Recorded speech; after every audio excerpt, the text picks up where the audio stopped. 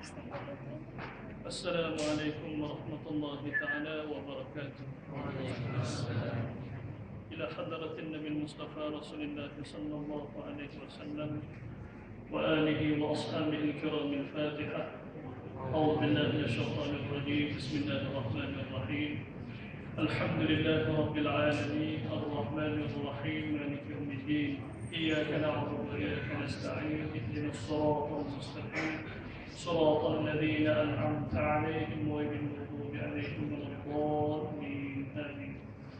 رب اشرح لي صدري ويسر لي أمري واحلل عقدة من لساني يفقه قولي وسدد لساني واهد قلبي بحق سيدنا محمد صلى الله عليه وسلم. سبحانك لا علم لنا إلا ما علمتنا إنك أنت العليم الحكيم. ولا حول ولا قوة إلا بالله العلي العظيم. إني آمنت بربكم فاسمعون. Alhamdulillah. Pertama kali kita bersyukur pada Allah Subhanahu wa taala kerana Allah taala masih beri peluang bagi kita untuk melakukan satu rukun, salah satu daripada rukun Islam, yang ialah kita berpuasa pada bulan Ramadan al-Mubarak ini. Maka kalau kita sebut tentang bulan Ramadan, begitu banyaknya kelebihan yang Allah Ta'ala bagi kepada orang mukmin yang beramal ibadat di dalam bulannya. Dan saya terima kasih, terlebih dahulu saya terima kasih kepada Imam Masjid, Imam Surau dan ahli jawatan kuasa Surau yang beri peluang bagi saya untuk tazkirah, untuk menyampaikan satu hadis lah untuk malam ini bagi jemaah yang datang pada surau Al-Faizin. Dan di samping itu saya datang ke sini pun untuk derma bagi nak membedakan satu pusat pengajian agama di selatan Thailand. Jadi pengajian yang saya nak buka ni ialah secara kitab turas, kitab lama. Kalau sebelah di Patani dimasyhurkan dengan kitab kulit merah. Kitab kulit merah. Itu dia. Tapi sekarang ini banyak kitab berwarna-warni. Di zaman dulu kitab merah sebagai kitab pengajian, tapi isi kandungan sama aja. Tapi dia dalam bentuk uslub zaman dahulu. Itu dia. Yang kalau kita mengaji sejarah untuk kenali di Kelantan pun belajar kitab itu juga. Untuk Selera Kelantan pun belajar kitab Turas. Dan saya didapati bahawasanya dalam TV 1 ada yang mengajar kitab Faridah, kitab Munyatul Musalli. Itu kitab lama kan? Kitab dalam bentuk turas. Dia rasa Ustaz Hashim kan? Ustaz Hashim tu dia rasa dia belajar kat Patani. Sebab itu dia boleh mengajar kitab-kitab zaman dahulu. Baik.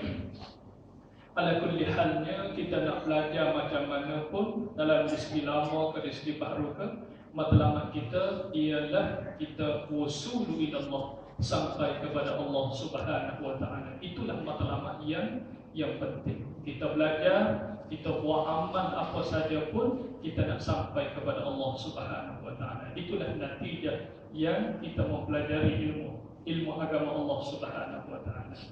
Baik, tazkirah pada malam ni saya walaupun tidak berkait dengan Ramadan, tapi perlu kita ambil mengetahui. Dan saya rasa dah banyak dah kita dengar tazkirah Ramadan. Dalam TV pun kita dengar bila masuknya bulan Ramadan, penceramah, pentazkirah seringkali baca ayat ni, ya ayyuhalladzina amanu kutiba alaikumusiyam. Saya rasa jemaah hadirin hadirat alim dah ayat tu. Alim dah ayat tu. Tapi kita memperingati sedikit, ayat itu akan membawa kita mendapatkan satu sifat yang mulia, yaitu sifat takwa kepada Allah Subhanahu wa taala. Tapi syarat, kena mengikut syaratnya. Syarat kita berpuasa dan rukun berpuasa dan tulus ikhlas hati kita dengan Allah. Kita berpuasa ni kerana apa?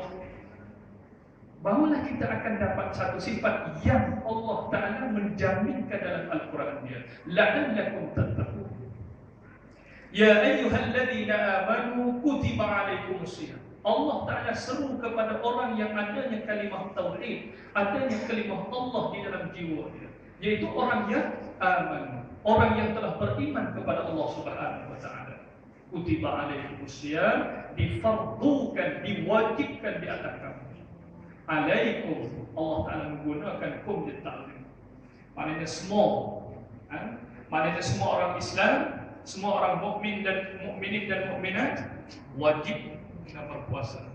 Kutiba 'alal ladzina min qablikum, seperti kama kutiba 'alal ladzina min qablikum, semacam mana kami telah fardukan zaman orang-orang zaman dahulu. Allah Ta'ala telah memfardu dah orang zaman dahulu supaya berpuasa. Natijahnya la'allakum tattaqun. Yakinlah kamu akan mendapatnya sifat takwa. Kalau kita mengaji dalam segi sastra bahasa Arab, la'alla mengikutnya asalnya litarajji, harap-harap kamu akan mendapat takwa. Tapi tak haraplah, sebab Al-Quran, bila Al-Quran sebut semua dalam Al-Quran, bila cakap la'alla itu lil yaqin lil tahqiq. Mana yakin kamu akan dapat, yakinlah kamu akan dapat sifat takwa pada Allah Subhanahu wa taala. Tetapi syarat kita berpuasa cukupnya rukun dan syaratnya dan tulus ikhlas hati dengan Allah Subhanahu wa taala. Barulah kamu dapat sifat takwa pada Allah Subhanahu wa taala. Barulah kamu akan adanya perbezaan di antara tahun yang lalu pada tahun ini. Kita rasa bila kita berpuasa macam biasa saja, macam tahun-tahun lepas. Itu peningkatan kita tidak ada. Peningkatan kita puasa itu tidak meningkat maknanya. Sebab syarat kita, adakah kita jaga baik? Sebaik mungkinnya kita jaga. Rukunnya, itu persoalan bagi kita. Bila kita boleh menunaikan tentang syaratnya, rukunnya, dan hatinya ikhlas semata-mata kerana Allah, maka Allah Ta'ala akan anugerahkan sifat takwa kepada Allah Subhanahu wa taala. Sedangkan sifat takwa ini fatazawwadu fa inna khairaz zad fa inna khairaz zad taqwa. Adalah kamu berbekal.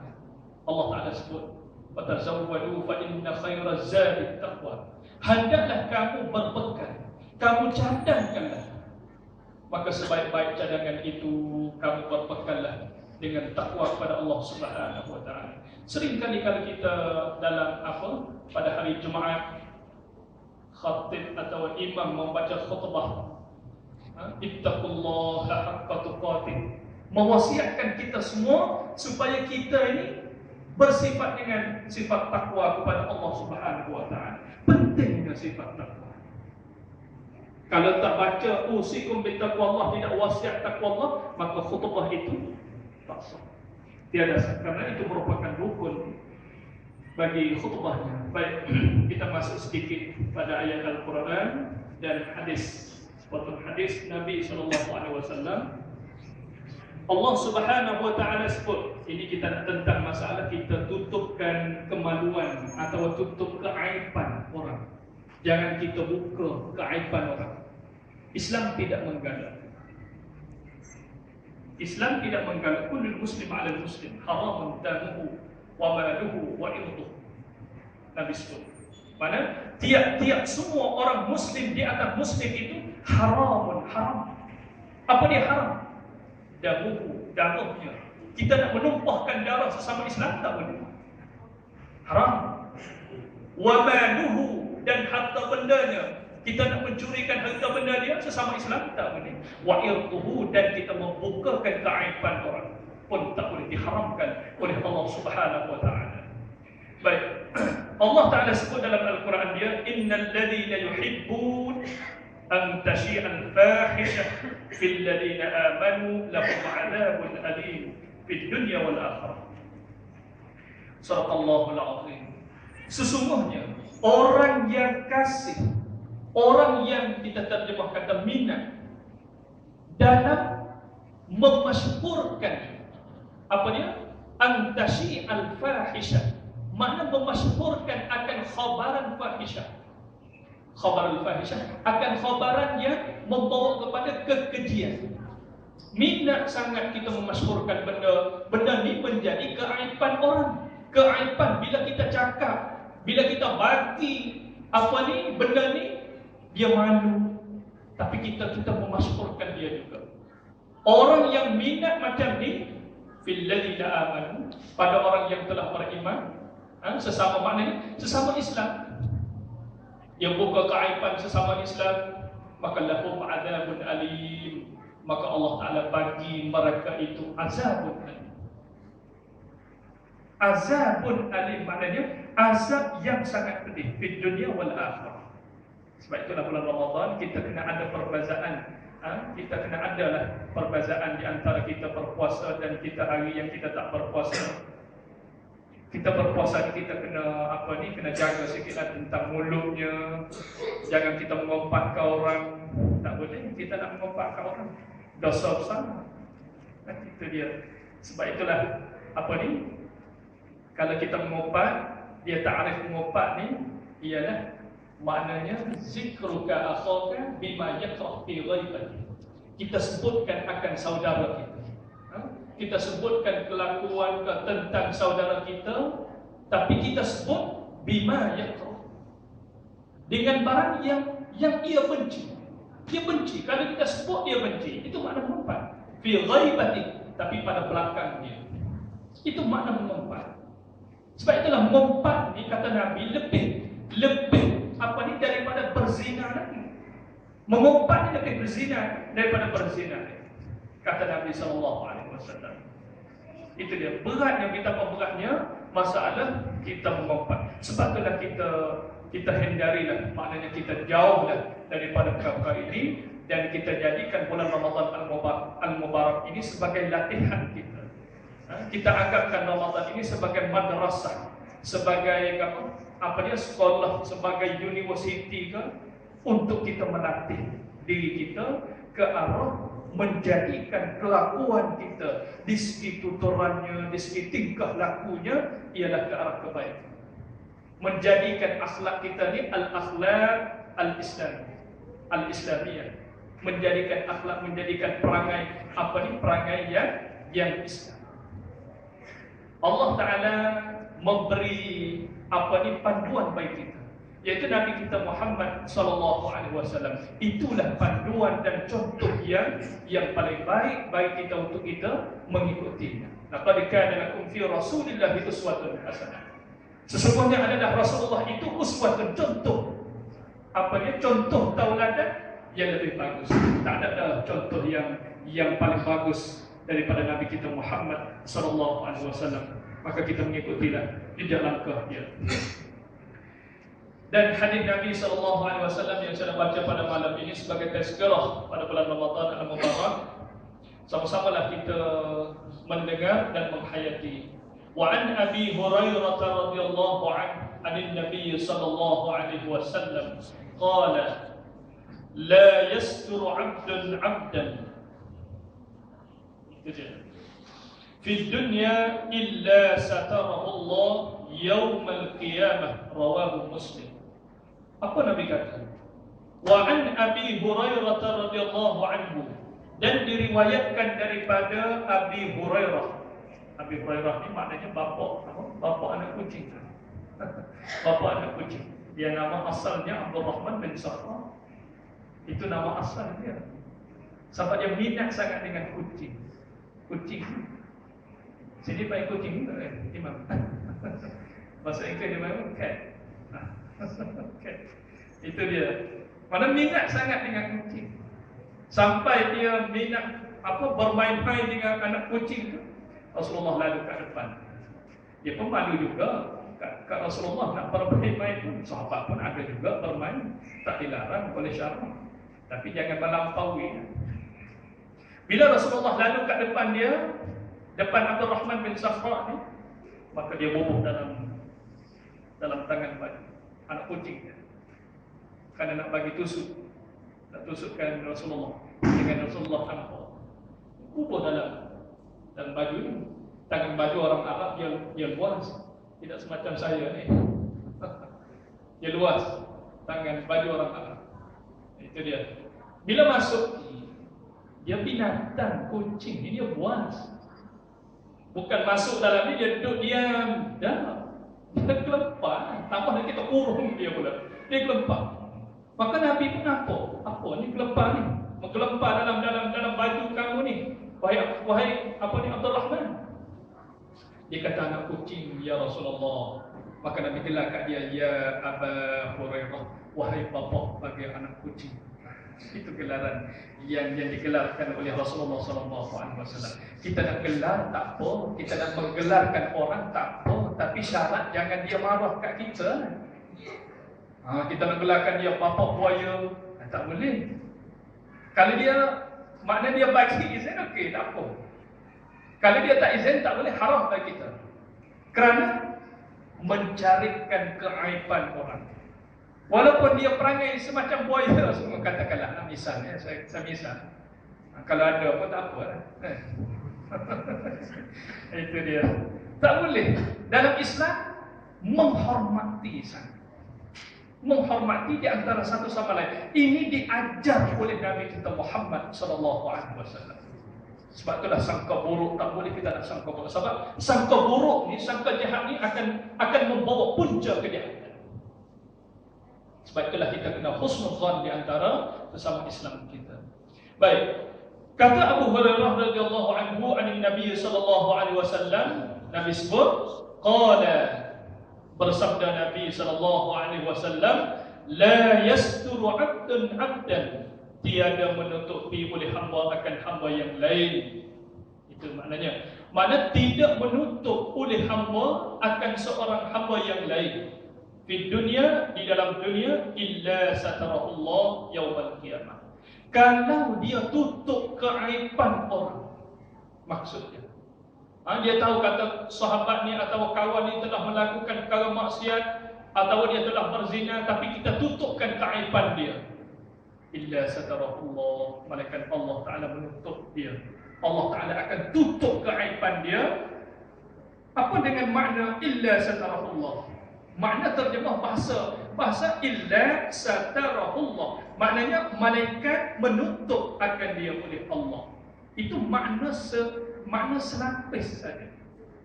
Tapi hadis Nabi SAW ni tuan-tuan dan puan-puan, jangan kita terjemah sahaja lalu kita berceramah kata sekarang saja. Kita kena mendalami lagi tentang apa ni hadis Nabi. Sebab dalamnya hadis Nabi dan Al-Quran. Sebab itulah kita nak terjemah atau kita nak tafsirkan hadis sewenang-wenang mengikut hawa nafsu kita, tak boleh. Man kadhiba alayya, Nabi kata, man kadhiba alayya falyatabawwa maq'adahu finnar, atau kama qala. Man kadhiba alayya, barang siapa membohong, membangkit bohongkan akan daku di atas aku, membuat-buat kata ini hadis Nabi SAW, maka Nabi kata falyatabawwa maq'adahu finnar, maka kamu tempahkanlah tempat di dalam api neraka Allah. Itu dia larangan daripada Nabi SAW. Sebab itulah kita nak tafsir hadis ke, kita kena mempelajari dan kita kena ambil daripada ulama-ulama yang muktabar, ulama yang dibuat kira.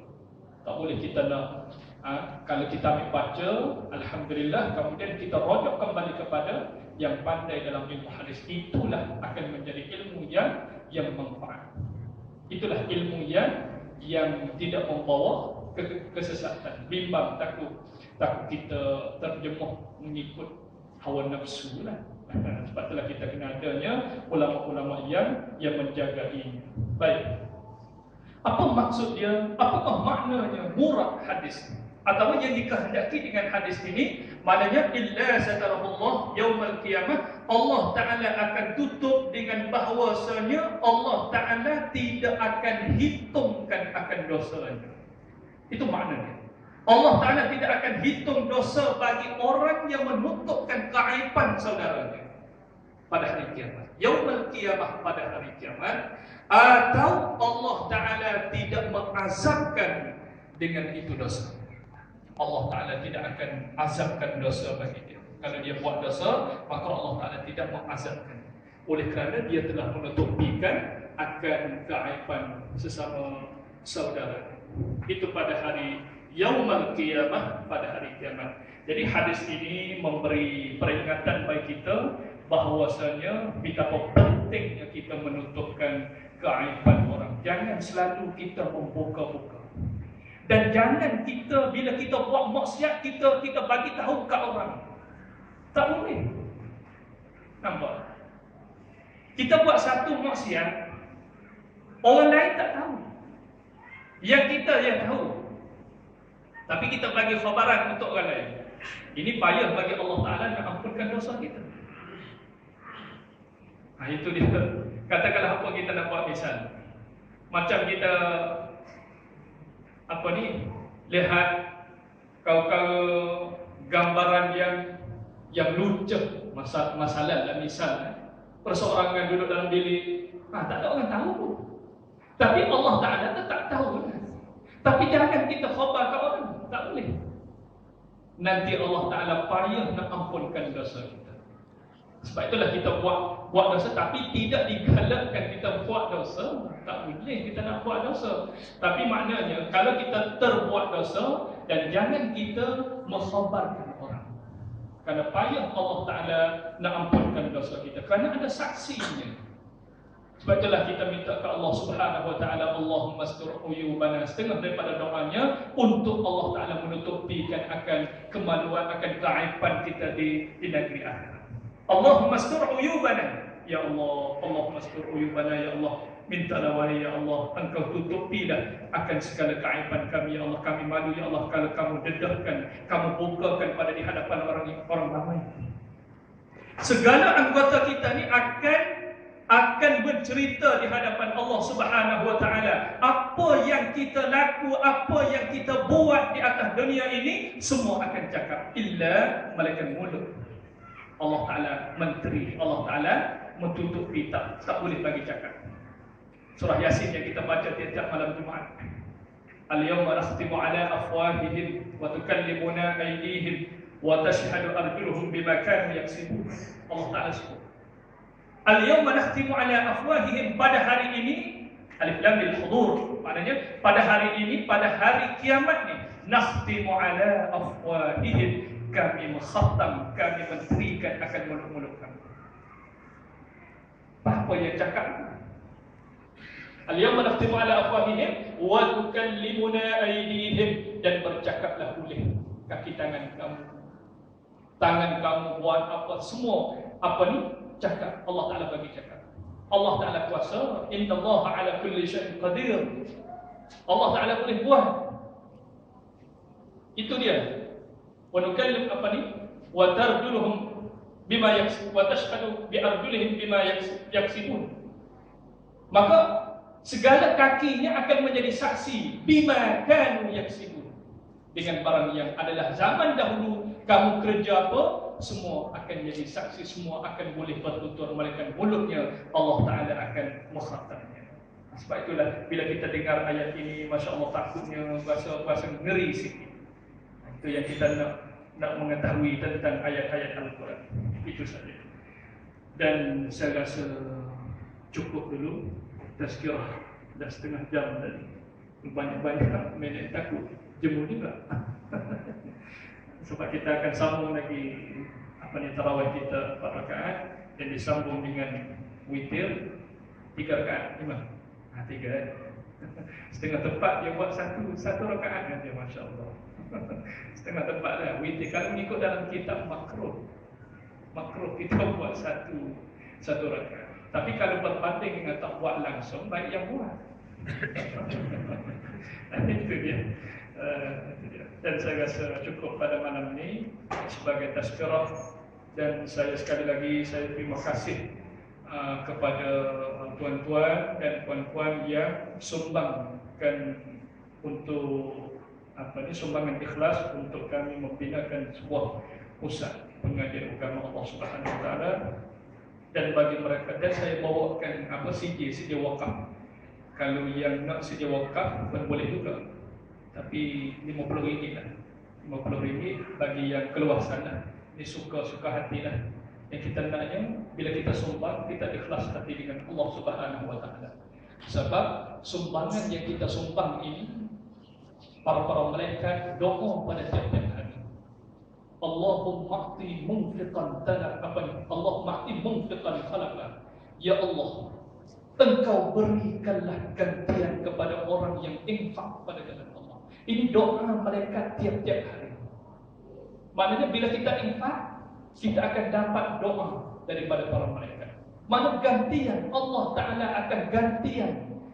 Kata ulama'nya, gantian ni dalam 3 bentuk yang Allah Ta'ala nak ganti. Bilmal, dengan harta. Cuba kita perhatikan, bila kita sedekah, kita infak RM100 kata, Allah Ta'ala akan ganti dengan harta. Cuba kita perhatikan. Satu. Yang keduanya, Allah Ta'ala akan, kalau Allah Ta'ala tak ganti dengan bilmal, dengan harta, Allah Ta'ala akan ganti dengan anugerah sifat, satu sifat yang mahmudah, iaitu sifatnya al-qana'ah, merasa cukup dalam kehidupan. Ada setakat ini rezeki, alhamdulillah cukup, sebab hasil daripada kita infak. Dan yang ketiganya, kalau Allah Ta'ala tak bagi bilman, Allah Ta'ala tak bagi bisifatil mahmudah, maka Allah Ta'ala akan bagi bisawab, dengan pahala pada negeri akhirat. Itu 3 janjian yang Allah Ta'ala akan bagi kepada orang yang infak pada jalan Allah. Tapi syarat ikhlas hati dengan Allah. Dan doa yang para malaikat, satu malaikat lagi dia kata, Allahumma a'ti mumsikan talafa. Ya Allah, minta Engkau berikan kebinasaan bagi orang yang menahankan hartanya, tak mahu infak. Ini doa para malaikat. Bila malaikat yang doa, mustajab, diterima oleh Allah Subhanahu Wa Taala. Kalau sesama manusia, belum tentu lagi Allah Taala nak terima. Tapi kalau para malaikat yang suci murninya, yang tidak melakukan angkara maksiat, bila dia doa pada Allah Subhanahu Wa Taala, terus Allah Taala perkenankan. Itu dia. Dan saya doakan lagi supaya bagi mereka-mereka yang mewakaf atau sumbangan, Allah minta Allah Taala tambah rezeki yang barakah, kekayaan yang selamat, hidupnya cukup, hidup memadai, dan apa yang hendak minta Allah Ta'ala tunaikan segala hajatnya. Lagi pula selamat daripada Allah Subhanahu Wa Ta'ala. Selamat, selamat dengan makna segala-gala apanya selamat. Kerja apa pun minta selamat bagi mereka yang sumbang, walaupun sedikit. Tapi kalau nak bestnya, very best, bagi banyak kan. Bagi banyak ni doa panjang sikit. Kurang aja. Saya rasa setakat itu dulu. Billahi taufiq wal hidayah. Assalamualaikum warahmatullahi taala wabarakatuh. A'udzubillahi minasyaitonir rajim. Alhamdulillahirabbil alamin. Allahumma shalli wa sallim. Allahumma anfa'na bima 'allamtana wa 'allimna ma yanfa'una. Rabbi zidna 'ilman. Alhamdulillah. Rabbana atina fid dunya hasanah wa fil akhirati hasanah wa qina adzabannar. Wa sallallahu ala sayyidina Muhammad wa ala alihi wa sahbihi ajma'in. Walhamdulillahi